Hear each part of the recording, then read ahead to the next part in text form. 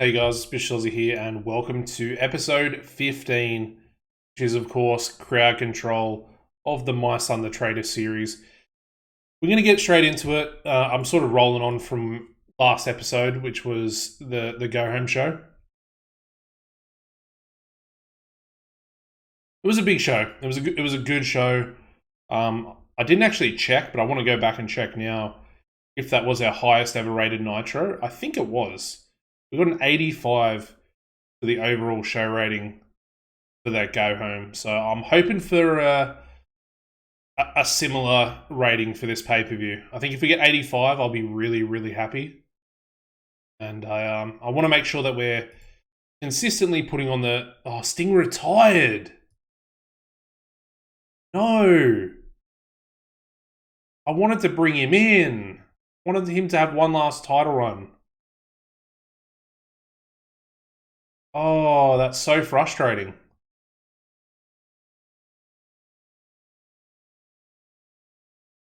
That's so frustrating. That's random, considering he's 42. And in real life, he only just retired a few months ago. He's, I mean, he could be a decent announcer. He's at 70. I actually had plans of bringing him in down the line. All right, PCO's back, so that's good for Team Canada. And yeah, Jay Briscoe injured.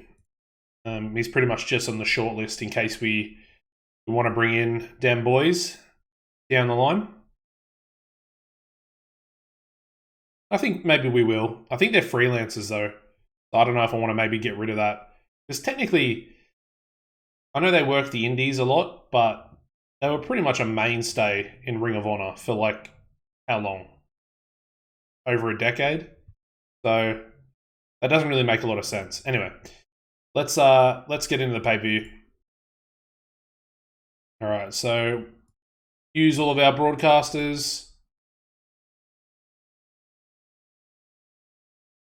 Get it on everywhere. Beautiful. You love to see it. Who's absent? Right. Cena's out injured still. That's fine. We're expecting 19,000, so I want to go back to the southeast. And where's the hotbed? I forget which one it is. Yeah. Oh, it's Mid-South Coliseum. I don't think there are any other hotbeds, actually. Oh, there is. Tennessee State Fairgrounds, but very small capacity. I think... Are we going to run the Thompson Bowling? I think we are. I mean, we're expected to get just under 20,000. I know it's very expensive. Like a 16,000 seat venue is 20,000. It's half the cost, but I feel like it makes sense to go with it anyway. So yeah. Alright. Let's get booking. So main event, we'll book from the main event backwards. I always like to do that. It's probably the easiest way to make sure you know exactly what you're doing on your cards. So Booker T versus Lance Storm. We pretty much know what all the matches are, so it's not really a matter of booking each match from scratch and trying to work out who we're gonna actually have in the match. But yeah, Booker T, decisive victory. It's gonna be a great match either way. I mean, Lance is so good in the ring. And theoretically, I imagine that this is only going to help him as far as his popularity, because he's only at, what, just under 70s? He's got 70 in the Mid-South. Southeast only a 66. He's versing Booker, who's got about, 19 points of popularity over the top of him. So, yeah, it'll be a good match. We'll have Booker onto Lance.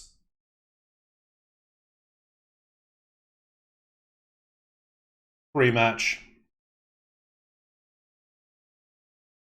And we'll have Lance off screen, I think, to start. cheese the old Booker T promos. Should get 100 really, or a 99 at least. Pre-main event. What do we do for the pre-main event? I think I was going to go with the United States title, but I think Canyon versus DDP is a better match for what we're trying to do here. I almost want to keep DDP strong.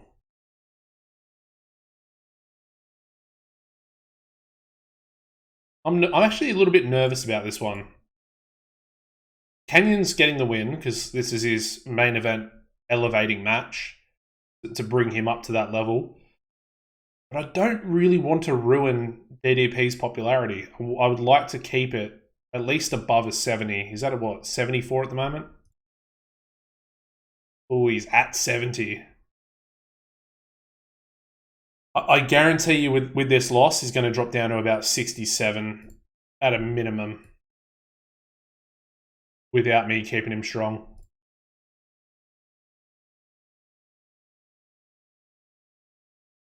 It's a risky one, but it is what it is. Anyway, we're going to have both of them in this angle. I want to see how it does. All right, no scripts for either of them. I want to see how that angle does. It's only hopefully it's going to boost the storyline to then boost the match and get it a little bit higher as well. Up next, we've got the United States title. So Rob Van Dam going to be taking on Sean Stasiak. Very much a sort of mid-card match at this point. Give it 12 minutes. RVD getting the win. Can we call it? I think we can call it. Yeah, 65.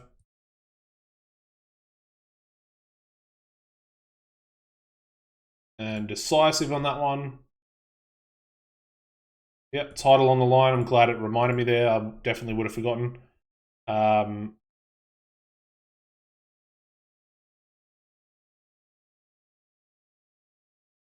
Go Rob and Stasiak. We'll chuck him off screen. We'll chuck Jindrak in here as well.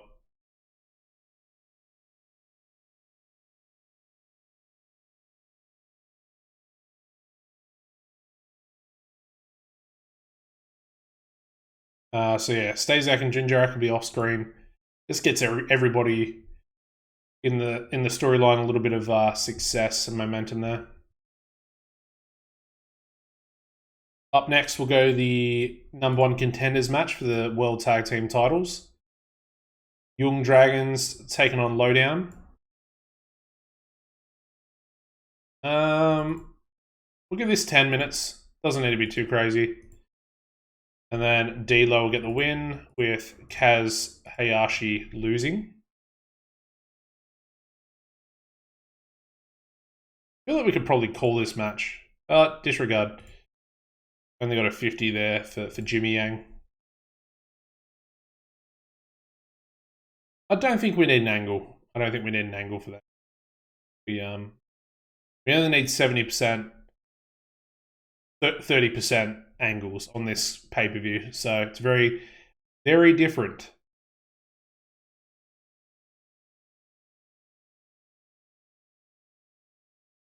Up next, we'll go for... I think we might just go Shane McMahon and Dustin Rhodes. So we'll give that one... We'll give it 16, actually. Give it 16 minutes. Dustin's going to get the win. Open call... Oh, disregard. Can't call. Open script. Slow build. We're going to go decisive, and then we're going to keep Shane strong. I really don't want him losing too much popularity. Young Dragons, that can actually be our storytelling. We might even make it the Wild Brawl. 45.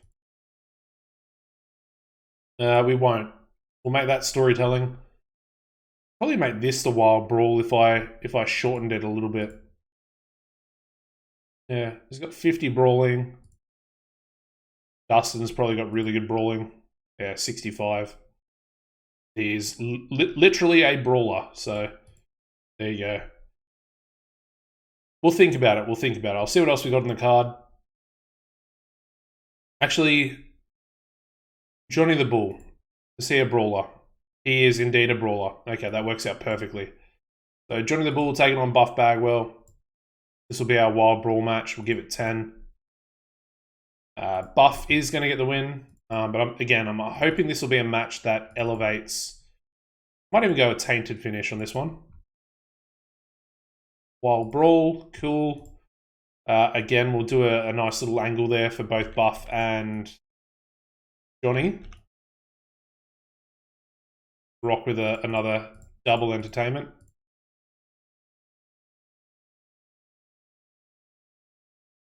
I like it. We've still got plenty of time left. What else haven't we done? We haven't done Chavo. Get Chavo in there. Chavo taking on Sean O'Hare.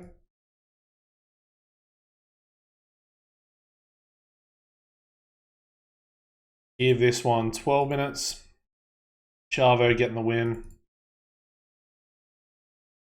We'll make it decisive as well, because it's going to establish Chavo as the #1 contender for the United States title, which we'll do.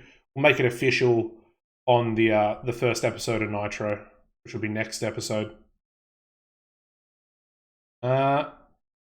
O'Hare's apparently upset at it. Rightio. Don't know why, but Chavo deserves it. With that being said, I'm going to give Chavo an angle as a result of that. And Sean will be off screen. So, yeah, sucks to be him, I guess, but what you get for being annoying. Even though they're the same popularity, I don't really understand it. It's probably the push, I guess. Assuming O'Hare's push is slightly above. Anyway, what else have we got? Cruiserweight title and Corey Wilson. Yeah. I said I was going to make this a tables match, didn't I? Where are we? 1v1 tables. And it's going to be champion Shane Helms taking on Little Guido.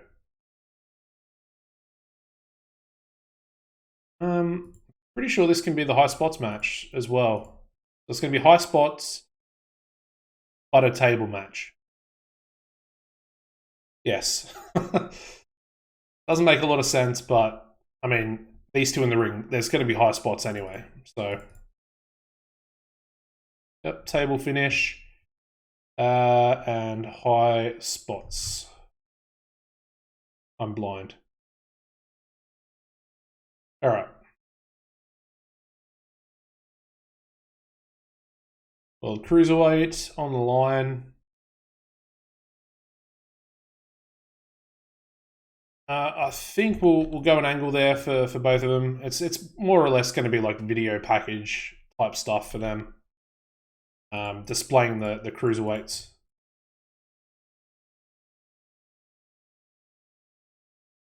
Cool, like that, and then it's the last match. What are we actually missing? All right, so too much refereeing on Anderson, too much. Oh, Virus Protector coming up again. Gotta love that. Charles Robinson, perfect. And our last match is going to be... This one's going to throw a lot of people off, but Billy Kidman taking on...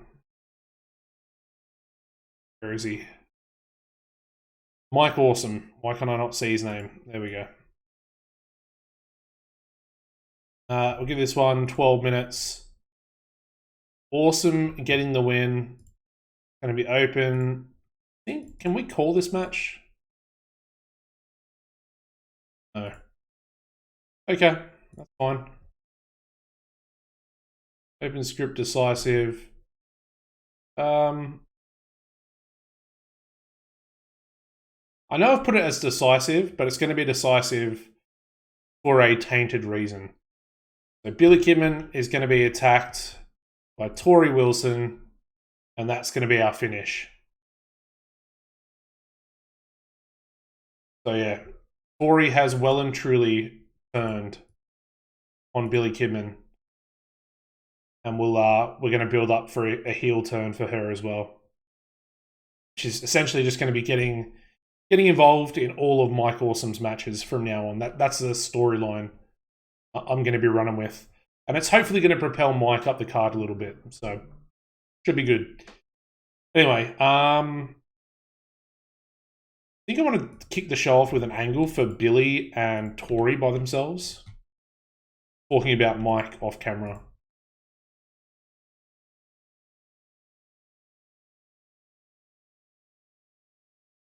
So we'll bang that off to start the show. It'll be a low rating, but it's perfectly fine. And yeah, that's pretty much it. 180 minutes. And we'll just do some pre-show stuff as well. We are good to go. I didn't actually end up putting the Hennig match on here, so it'll be on the pre-show. Is what it is. Tag teams. Anguish can take on the Jablonski boys. 12 minutes on the pre-show. Super crazy. I just want to pump super crazy matches. Get him as much momentum as we possibly can. Next pre-show match. We'll make this one the main event. So it'll be Hennig taking on, where is he? Hugh Morris.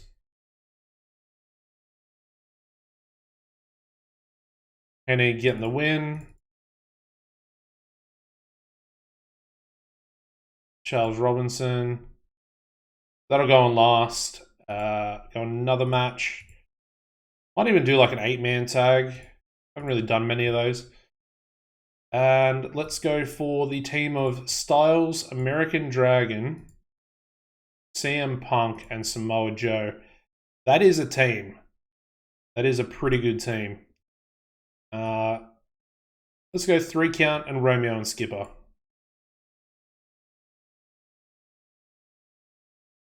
And we'll give the win to, I think, to CM Punk. So I think after RVD, Punk might be my next push.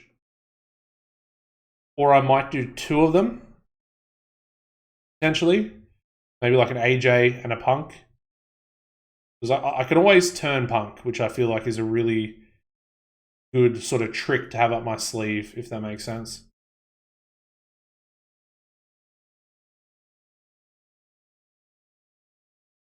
Cool. That actually looks like a pretty good show. Is there anyone important that we haven't actually used? I think Guido's been used far too much. I might reduce that. Oh, Vader. I wanted to have a Vader match on the pay-per-view. I do actually have 8 minutes. So I could literally put it somewhere.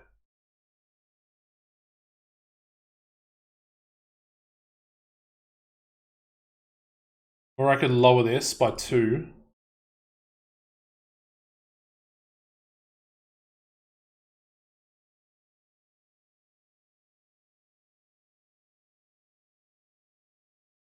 I want to do an angle and a match. Who have we got left? That's a face. Jason Jett.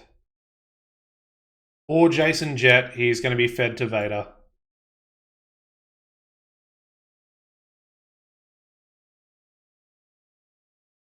And we are going to make Vader look not Jett. We're going to make Vader look absolutely strong as possible.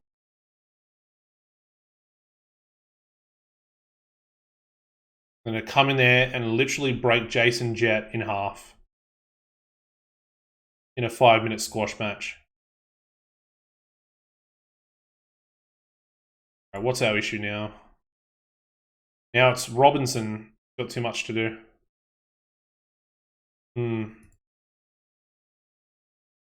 That works. Okay. Put that a little bit further back in the card. Maybe there. Yeah, I like that. I've only got 3 minutes, so I need to take a minute from somewhere. Take it from... Oh, that's already 10. I don't want to take it from that one. I'll take it from this one. And then I'm going to have Vader just with a Menace promo. A short 4-minute Menace promo or angle. And that'll just go after his match. It's going to look like an absolute badass. Good way to reintroduce Vader back into WCW on the pay-per-view. Surprise out of nowhere. And actually, do we have it before or after? I think maybe before. Because it does make a lot of sense just having Vader have a random squash match on the pay-per-view unless he comes out beforehand, makes his debut, then has a squash match.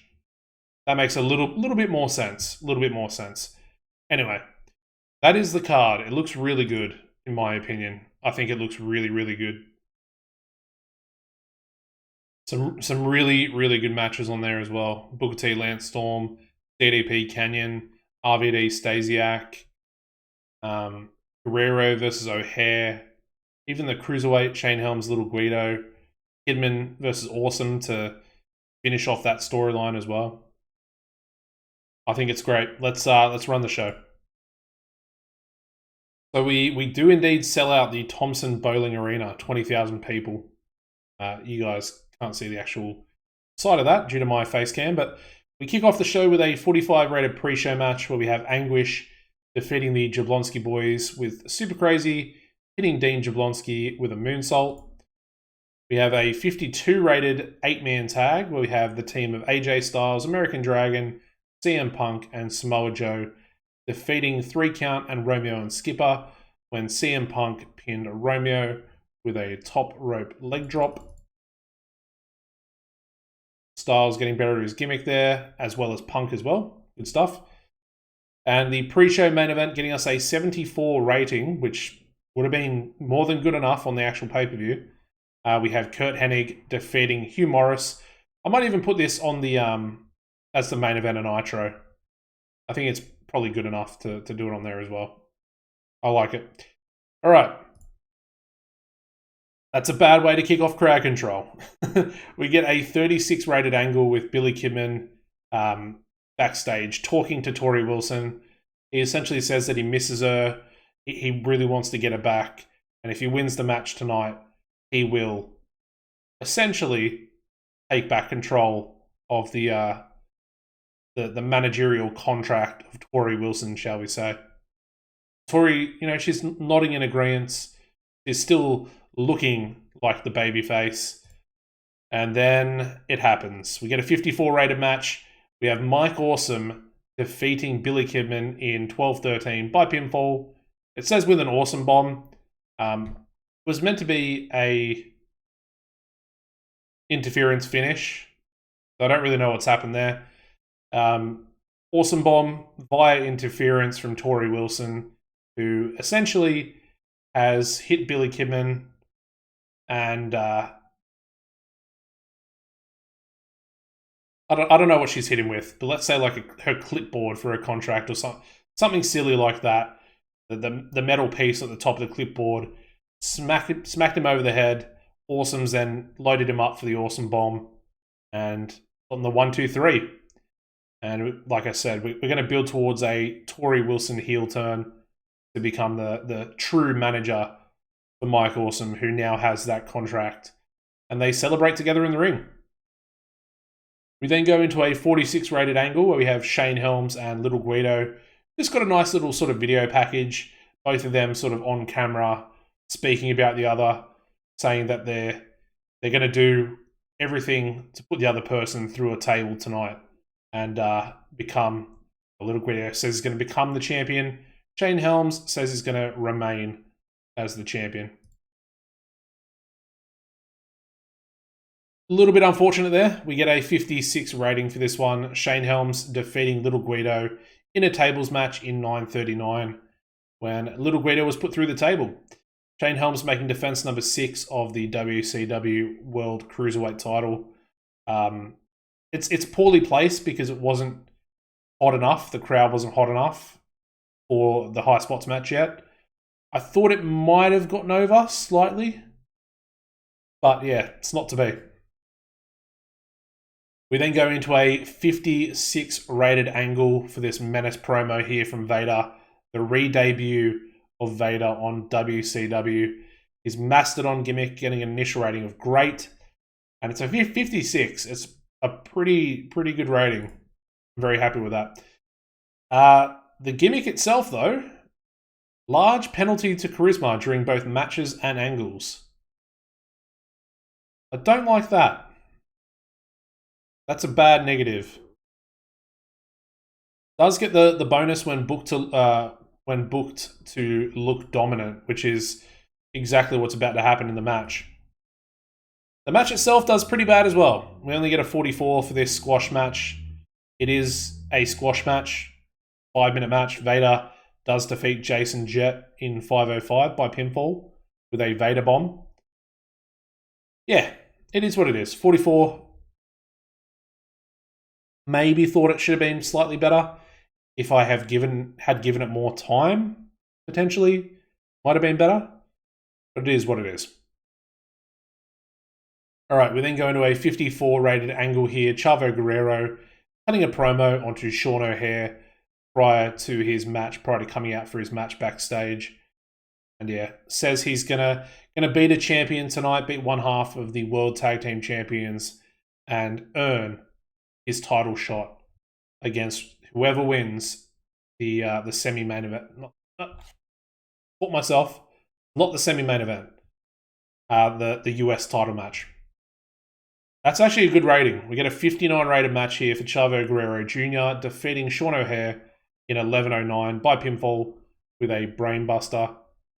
It's a good match. Chavo wins.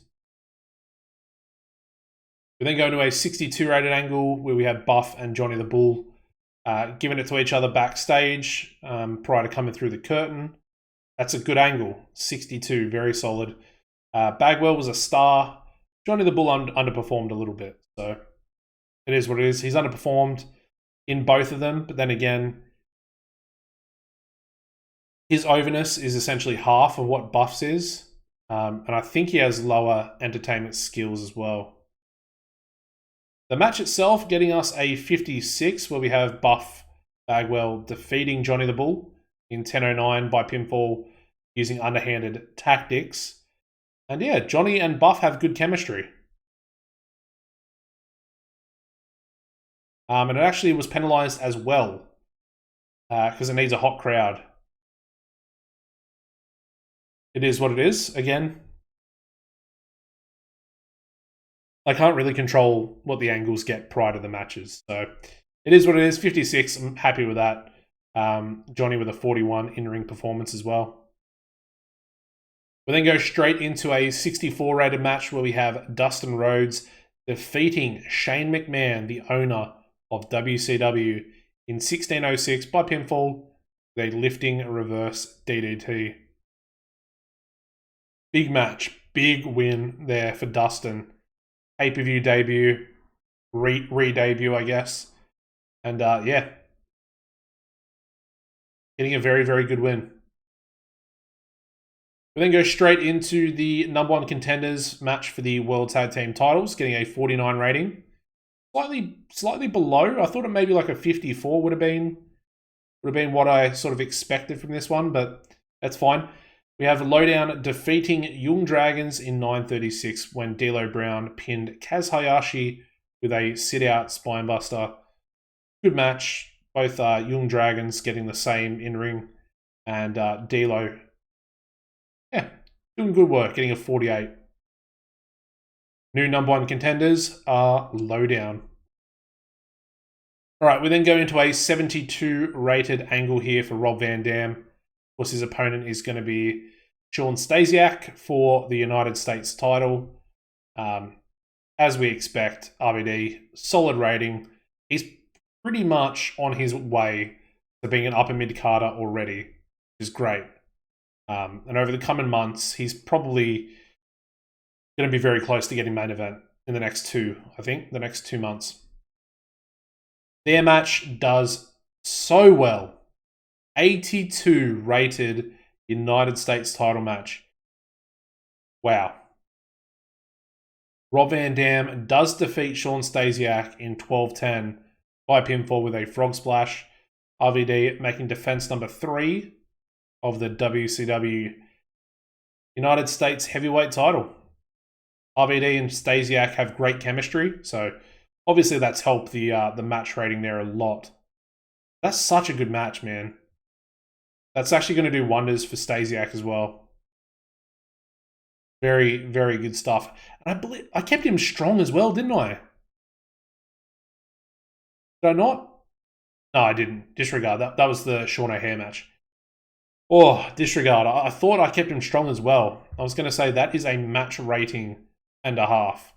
I mean, both these guys in the next 5 to 10 years could be our main event world title competitors, fighting it out, similar to like Kurt Hennig and Booker T at the moment. All right, we then go into an 80 rated angle here. DDP and Canyon, pretty much a video package. We got the old school, we've got the new school, and they're going to clash here tonight at the pay-per-view at Crowd Control. Both of them, yeah, improvise well. Canyon enjoyed having the freedom off script. And I think an 80 rated angle going into this match is very, very good. It's going to boost the match up a little bit. The match itself gets a 77, so I'm very happy with that. It's perfectly fine. It's exactly the level that I needed. And we do indeed have Canyon defeating Diamond Dallas Page in 15:47 by pinfall with a flatliner. And once again, more positive chemistry. DDP and Canyon have pretty good chemistry. So that's bumped the match rating up a little bit, same as RVD and Stasiak. Very happy with that. Good to know that we can have these storylines between these guys, like Stasiak, RVD, DDP, Canyon, Johnny the Bull, Buff Bagwell. All three of those matches have resulted in good chemistry, which means we can essentially fall back on those storylines to maintain good match ratings, which is really good to see, and it's good for our future as well. Alrighty. Ooh, Canyon debuting a new spot. They got great heel heat. His psychology is going to be helped by using a go-to spot in the future. Good stuff. Like that. That's very good. It's only going to help Canyon on his... I mean, that pretty much was his big main event victory to elevate him up the card. Anyway, we go into a 95 rated angle from the GOAT, Booker T. And, yeah... Lance Storm off screen. Booker T fantastic. Booker T superb, working without a script. I thought it might have been a little bit higher than 95. But a 99 might have been in order. Anyway, 95 is perfectly fine. It's great. And here we go. Here is the main event for the world title for Crowd Control 2001. Yes. Good match. 84 rating. One off a blue rating there, which is unfortunate, but it is perfectly fine. We have Booker T defeating Lance Storm in 20 minutes and 4 seconds by pinfall with a scissors kick. And Booker T makes defense number 4 of the WCW World Heavyweight title. Very happy. Very happy with this performance. 84 rated match to finish off the pay-per-view. 79 in-ring performance there from Lance Storm as well. Well and truly cementing himself as a main event player in WCW. And of course, Booker T is Booker T. There's a reason why I've kept him as the world champ for this long. Overall show, slightly lower. We had a few little stinkers in there. We had the Billy Kidman angle. I mean, Shane Helms' Little Guido is always going to be on the low side. The Vader match, 44. Yeah, I mean, everything else. I mean, the number one contenders tag team match as well, getting a 49. It's a bit stinky, which lowered that rating. 83 is still really good. It's a really good pay-per-view rating. But I was hoping to recreate and get back-to-back 85s. So, unfortunate. We're 2 points lower at 83. It's increased our popularity in 24 regions. I'm very happy with it. Very, very happy overall. I'm going to praise a few people here. So, Canyon, first of all. Although I think I did actually praise him last time. Who else? We'll go Dustin Rhodes, and then I think we'll go with... I want to go Lance Storm, but I've done Lance a few times here.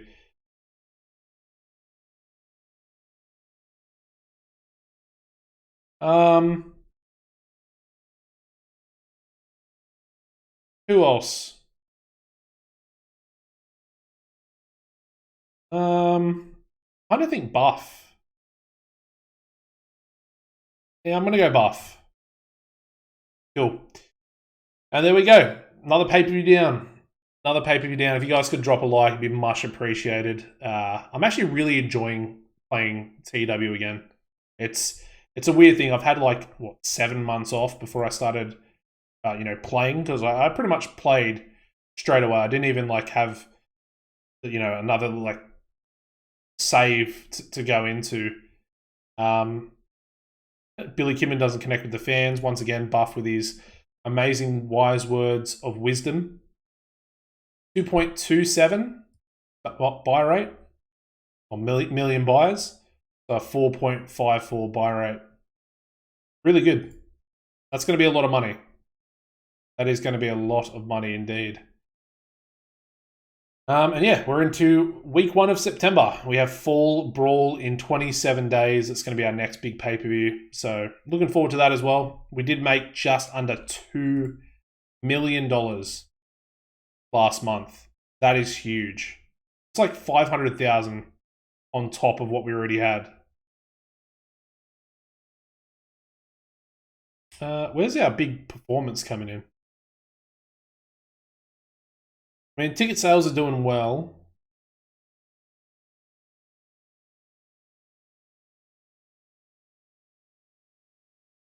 Obviously, merchandise is starting to go up as well. Broadcast revenues slightly up. I can't really see where this extra money's come from. I guess it's... Yeah, I really can't see the big increase here. Unless I'm missing something.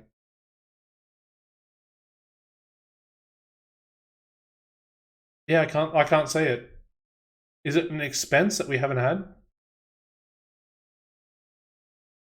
No, it all looks pretty much the same.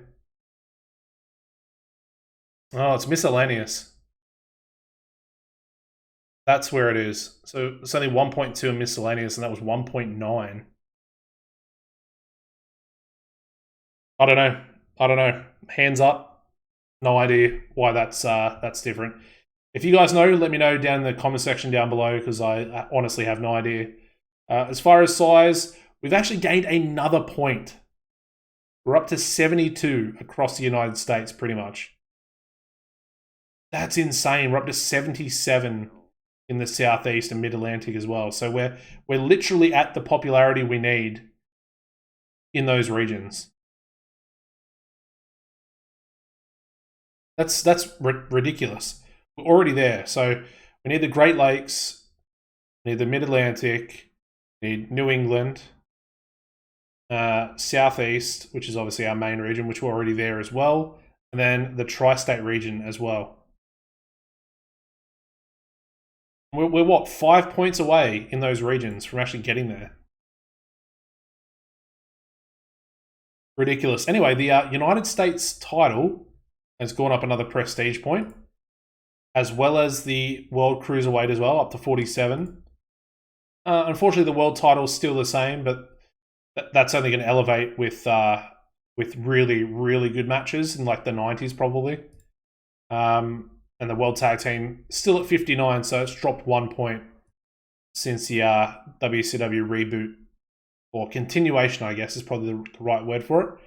Anyway, let's take a look at a little bit of popularity here. Booker has remained the same. Chavo is up to 43s, which is good. Love that. Who else have we got? Yeah, see, I knew it would go down to 67. Lost about 3 points there, DDP. I might be able to get him back up, though. Maybe a feud with Hennig, who's got 68 in the Southeast. That could be a good little feud. I think we have done it before, but I think we'll do it again as well. D'Lo's up to 36s going into their World Tag Team title storyline this month. Dustin Rhodes is up to 56, which is what, 6 points up? Wow. He's up 6 points in 1 month. Dustin Rhodes. Great stuff. I love that. Here we go. We'll go to Johnny the Bull first. He's up to 33. It's a nice little 2 point increase from last month. He was the loser in that match. Is still considered unimportant by the fans. That is frustrating. Very, very frustrating. But he's got some good momentum now as well. Canyon is at a 67, pretty much across the board, which is nice.